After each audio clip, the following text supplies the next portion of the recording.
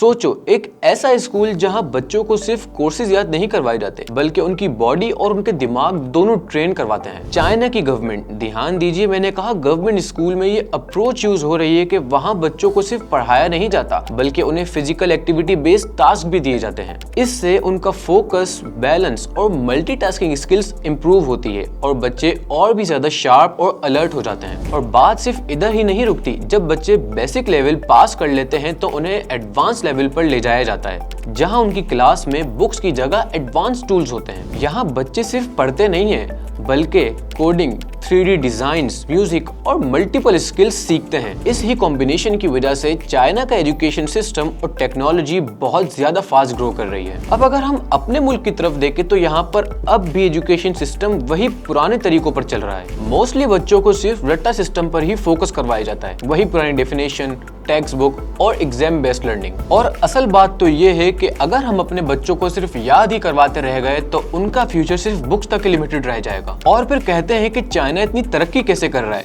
तो इसके लिए जरूरी है कि हम रट्टा सिस्टम से आगे बढ़ें, क्रिएटिव स्किल्स और प्रैक्टिकल लर्निंग को इंपॉर्टेंस दें ताकि हमारे बच्चे फ्यूचर में आगे बढ़ सकें।